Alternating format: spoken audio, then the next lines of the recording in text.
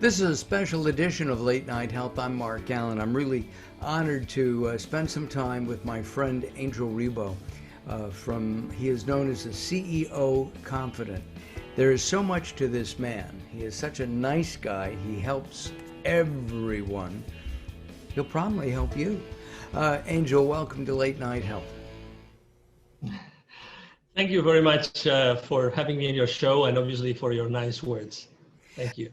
It's a pleasure to be here. Yeah, thank you. Tell me, you got a sign back there. Give me a break 2020. How do we do that? I want a break right now. I want the old normal back. Okay, it's very simple. You just have to help yourself to create it again, which is easier said than done, right?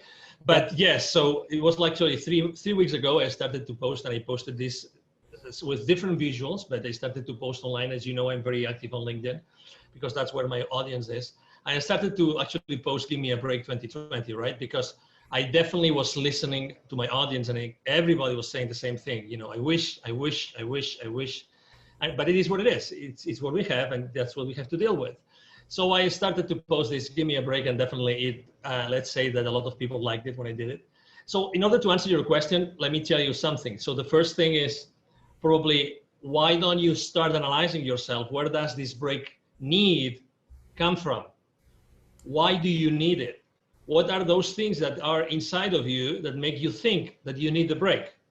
I'm not saying I don't have that need. And actually, I think that one of the main reasons why I was posting this so many times is because I personally am the first one needing a break. But what I would recommend, and I would have been recommending to my business partners and clients, is what is inside of you, which is actually shouting, like screaming, I need a break, I need a break. What's that thing? So what is that resistance being built? That's how I like to describe it. What is that resistance being built that you need to explode? I remember when I was in middle school, you probably remember that too, we were studying that concept of entropy, which is the level of disorder of a particular system. I think that the disorder in our systems has increased. How do we deal with that increasingly disorder in our lives is probably the same as the answer to why or how can we get a break. Do you need a break? You're very active in general, and he's shaking his head. Yeah, I need a break. What do you need a break from? So I have to tell you that I'm in denial, right? Because there's several people very close to me, they've told me I need a break, but I refuse to take it. And let me tell you why I refuse to take it. That happened to me also in 2009, interestingly enough, which was I was so proactively acting upon what I saw, the opportunities I saw in front of me, that I just couldn't stop. Literally, I just couldn't stop. Right now, since all this started, I'm growing my team, I'm growing my customer base, I'm growing so many things. And every single night I work, right now I'm working on 2 shifts for myself, but in 2 shifts. One is from 7 until 4 p.m. And the other one is from 7 p.m. until midnight, 1 a.m. every day. That's a true story, honestly. And I feel so energized. I feel so right? I feel so powerful, and I'm building so many things, and I'm training so many people on my own team, onboarding so many people that I feel so powerful. So I am completely in denial. To your question, people around me say, yes, Angel, you need a break. You need a break because, that's how much you can do. That's how much you can accomplish. You should take a break, right? And so that's the answer. And with all that energy that you're expelling, working with people, your team, and all that, there's got to be a point where you fizzle out a little bit. So you got to relax a little bit, right? Go ahead. There's sometimes, no, my apologies for interrupting you, but sometimes you really feel like you're super concerned, super worried, there's something bugging you, there's something in your mind. But right now, I'm not at that place. My mind and my energy is not or are not in that place. So, I don't know if it's what I eat, because I also do, late night, show as yours, as related, health related. I do fasting. I change a few things in my diet. I have incorporated a few things in my diet, and it's very rare when I feel tired. Really, it's very rare. Wow. So yeah, it's really rare when I feel tired. And interestingly enough, I feel tired in between those shifts I told you. Some people might think this guy is crazy, but that's why I was excited to be on your show today, because when we are recording, it's exactly in between those two shifts. And but today I didn't feel it. I didn't feel tired at all between the shifts. So I was just, I said, wow, great. Actually, as you know, I was just looking for your email and getting the link, and let's do this. Let's do this no matter what. Many questions pop into my head, and one is, how do you blend in family? You have kids, Yeah, 3 kids, 3 kids, and their ages? 20, 12, and 10. All right, the 20-year-old really says, "Dad, leave me alone." What about, Totally. right? That's, what about the, no, I'm teasing, but I guess you have to have family time, don't you? I do have to have family time, and we have family time. Something very interesting that's happening nowadays, as you know, is that unfortunately the kids are not allowed to go to school. Right. So they have to do remote learning, okay? Which is this how to say this? It's a paraphrasetical way. I don't know what the right word would be in English. It's a way to paraphrase, right? Okay. Not going to school and not learning and not having the interaction with the rest of the kids or with the teachers. But so that means that actually my 12-year-old, he is having his remote learning on my office, in my office. I'm blessed to having a large office. So he's actually taking everything from the same office space I have here at my home. So actually we're becoming much more close thanks to this remote learning that they are supposed to get from their school. And the same with my daughter. My daughter doesn't share because she's more like, girls are more girls and want to be more with girls, and they have these things and they like, discussing the little chit chat among girls. She's not sharing a space with me, but obviously she spends a lot of time at home. So we see each other much more than before. In between shifts, we try to go have, dinner outside. We try to have some time together outside. And over the weekends, obviously, we spend a lot of time together. Again, we have really decreased the amount of activities we do outdoors for obvious reasons. Right. Are you afraid that your kids, as they grow up, and they're spread out over, a couple of years there, from your 20-year-old down to your 12-year-old, that they're going to miss some kind of relationship? Look, kids, at 12 years old, your daughter goes to school, she hugs her best friend. Next week, she's got a new best friend, and she hugs that one. There's a tactile thing. When my wife and I, before COVID, would go out, we'd see, millennials sitting at dinner with their cell phone, and they're texting. I always want to know if they're texting each other, 2 feet away. But to me, they're missing stuff. When we go out, when we used to go out, we talk. And it's, even though Zoom and Skype and the other up and coming teleconferencing apps are important, and I live on Zoom, as I know you do. Aren't we missing something in that one-to-one approach? Yeah, one thing is that we're missing something. Definitely the answer to your question, I would say from my point of view, is we are missing something. But at the same time, pre-COVID, right? March, the last time that, that the kids were allowed to go to school, right? So up until March, they were very active. So, there was nothing missing there. We've been now 5 months without, right? 5 months, or now it's going to be 6, with all this inability to go back to school, to the buildings. So I don't think that these 6 months have actually done, or in the long term, or even in the midterm, are going to do anything wrong to the kids. Because I don't think it's long enough. And actually, to the contrary, I believe that this time at home and realizing what's going on around them has given them the opportunity to think about things that they would have never thought had they stayed on a normal, way of doing things and going to school, and mom goes to work and dad goes to work. So I think that it's a great opportunity that the kids have lived. I guess this depends on every single home, right? But I think that the thoughts and the ideas and the discussions conversations that they have had with us, with the parents at home, I think it's been important. Number two, obviously they have still met with friends. I mean, there's been sleepovers, there's been, kids, they have gone to some other, kids, friends. And so there has been some social interaction. And right now, for instance, in Texas, they are talking about opening back schools. And yeah, I mean, we still have not decided. Yeah, have you decided if you'd let your kids go back? Yeah, I mean, when they asked us to decide back in June, we said yes. We want them to go full speed to school. But then, I mean, I regret to say this, but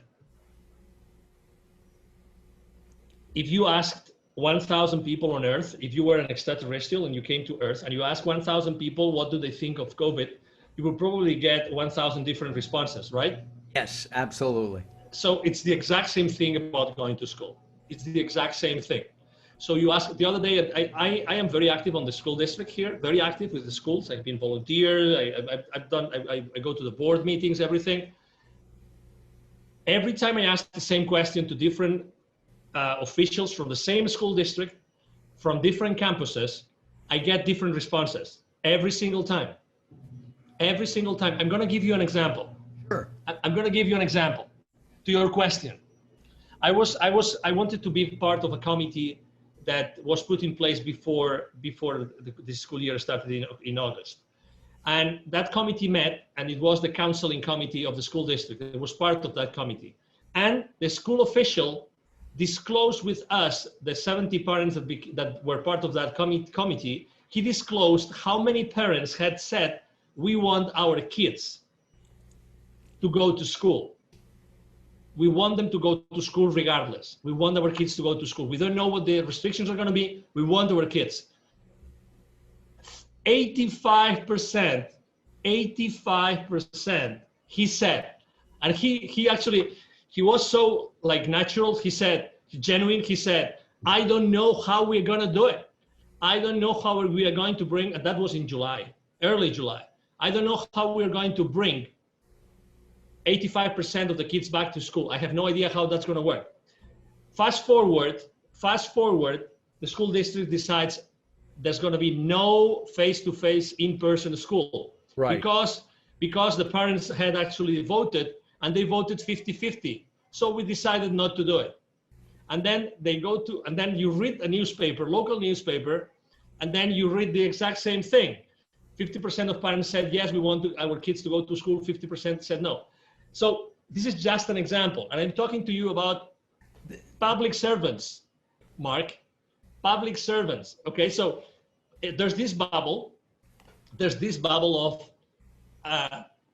common, I'm not going to say consciousness, common knowledge, right, created by, organizations, by media of all kinds of media, right? So there's this bubble, and we all try to get information and to download information from that bubble. Okay, so oh my God, where do we live? What's the reality that we are living in, Mark? There's one word that comes to mind, Angel, and that word is confusion. Because we don't know. If my kids were of school age, I don't honestly know what I would do. And I really don't. I don't know if I would send them to school because it's scary, right? I have a friend whose wife was working. She came down with what she thought was a cold, got a test, took 3 days or 4 days to get that test back. She has COVID. He has, what does he do, right? How does he not help spread it? Somebody's got to go to the market. And it's hard to get delivery. Where here in Ventura County, California, where I live, I know that it can be difficult to get food picked up. And frankly, I don't know if I want somebody touching my tomatoes before I touch them. I mean, it's just honest. I think that what happens in a pandemic is that people, as I said, get confused. And at the same time, nobody knows what to do. To me, that's the scariest part. And I think what we have to do is what you teach. Angel and I have been in several different sessions together. And my understanding is you're teaching consciousness rather than confusion. And so in teaching consciousness, being open to people, being open to messages from the universe, God, I think that's important. And I think it may be especially important right now because we need that break. We do need that break. Mm-hmm. Yes, we all need that break. There's confusion, and confusion is how to say this again. Besides posting on "Give Me a Break 2020," I also the most common subject matter I've posted about is building bridges. Right. When you are in the world of business, and I started in Europe, and I've been since then always working like business to business.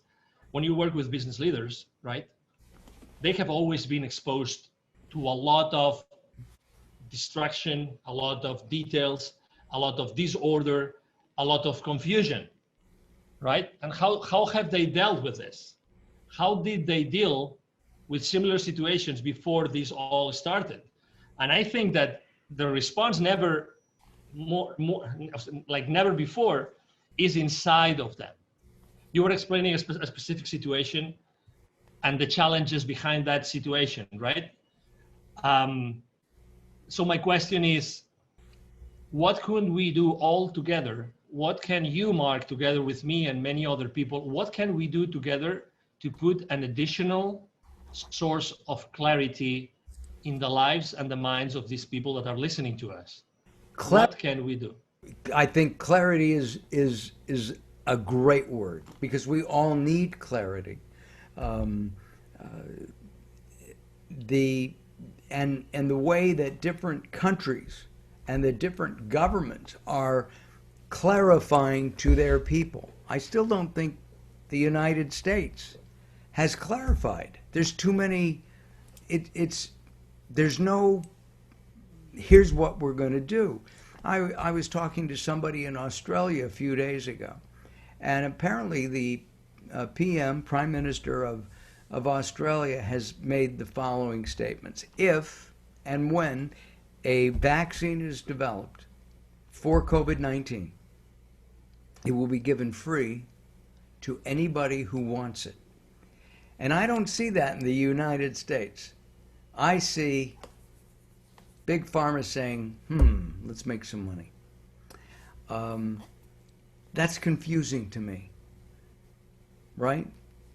Well, let me add something.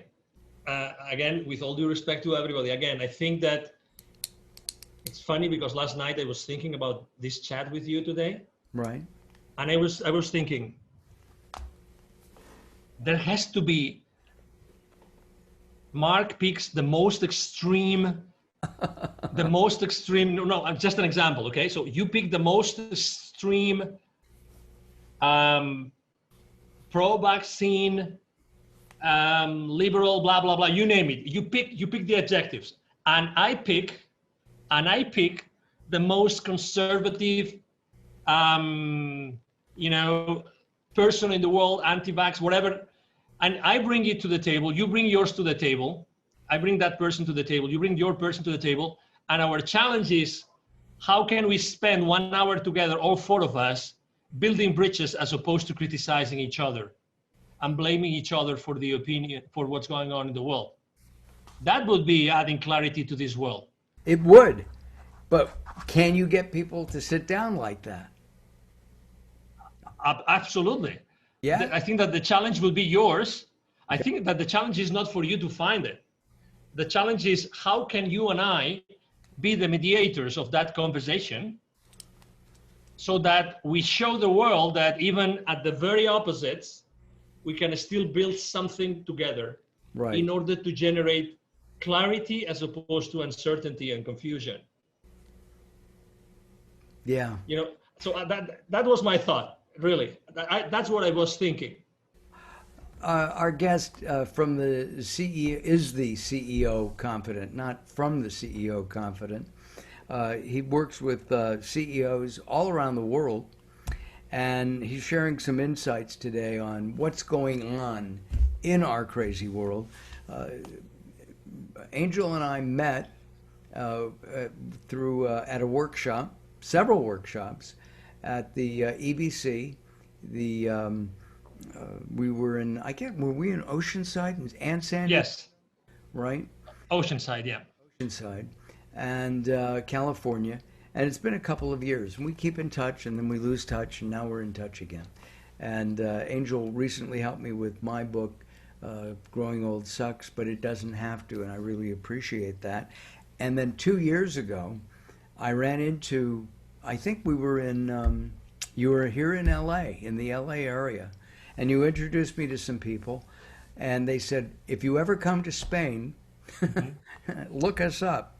And we planned a trip, and turns out that we spent the time in Nirja, which is where they live, and it was a great time. I wouldn't have gone into the caves of Nirja, which are phenomenal, had it not been for them. What are you doing now? You've mentioned building bridges. I know that in my business, which is video production and hosting, I've been going out and doing more and more interviews, as many as I can, to enhance my paid videos, because we all need money. So what kind of building bridge techniques have you developed so that people who are used to flying from Dallas, where you are, to Philadelphia to make a sale, they're now doing it through the computer? Mm-hmm. So the first thing I've done is I kind of tweak my strategy of what kind of content I share online. That's the first thing. Okay, so I have been more on the side of, personal, immediate, taking action kind of posts, in which the content is very simple, the ideas are very simple, they're very easy to digest graphically and visually, but they always have a message. And I have to tell you, people consistently, my audience consistently appreciates the fact that I'm not talking about complex things like as I used to do before. I'm now talking about more self-help, motivational stuff, much more than business related, which I still do. But I think that people need more than ever, because they spend more time online. They need to hear, they need to listen and to read things more closer to their hearts. That's number one. Number two, and you mentioned it very well, it's funny how the stars align themselves. And Mark and I had not spoken for a while, but suddenly 3 or 4 different media like yours have picked up on me about conscious leadership. Totally. And actually that wasn't, I didn't have a branding campaign, positioning campaign like in the background, like pitching media, or no, it just came to me. It just came to me because probably what I was posting and when people see my videos and see my interviews and see my podcast or see my content online, they know what I stand for. So, and again, going to the world of business, because as I said before, I work at the business to business environment or arena. Going to business, I think that business leaders now need to be conscious like never before. They need to hear different messages. And you, instead of working on their business, are you working with them to better understand themselves so that they can go back and work with their team? Absolutely. Absolutely. And not only that, that's why I say, I mean, I totally believe in the alignment of stars. If I told you that the business partners that they have today or clients they have today, most of them are also aligned to this vision of helping businesses more on the culture kind of thing, more on the, hey, let's build something together so that we can live together better, and that's extremely important. So it's funny that like I am attracting, there's this inertia coming behind me, which actually is overtaking me. It's overtaking me. That would be the right word to use in that direction. So even my own business partners and clients, they are helping me do the same thing from a different perspective, but they're helping me do the same thing. And third, yes, I mean, I think that business leaders more than ever, even if they've been in similar situations, even if they had contingency plans, they had plan Bs prepared, they still need personal support. And they want to do it with someone that has been there for a long time, understands business, understands international, this kind of thing. So, to be honest, I consider myself a conduit. I'm blessed to know people like you and to be able to drink from your sources, because I mean your show is just amazing, and well, thank you. The people that you bring to the table every night is just amazing. Well, so we need the sources of wisdom more than ever before, Mark. We do. One of the things that Angel and I did, we worked with Gary Stewart in a constellation healing, and it's you kind of for me or for Angel, we don't know each other's in-depth history, but we would be asked a question and answer it as if we were part of in Angel's history, his maybe family from 2 or 3 or 4 generations back. And Angel was very complimentary, saying I hit the nail on the head. So, and I remember that specifically. Angel, we're out of time. We'll have to do this again. Let's not wait so long. Okay? You can count on me anytime, Mark. It's been a pleasure to be here. Thank you to your audience. Thank you for being patient to listen to me. And, if I can help them in any way, as they will know where to find me. Throughout our time together, we have had Angel's website up underneath, and also his LinkedIn and other social media outlets, because he is active, especially in LinkedIn, but he's active in all of them. Thank you very much for joining us here on Late Night Health. Thank you very much for having me. Talk to you soon. I look forward to it. I'm Mark Allen. Thanks for watching. We'll be back.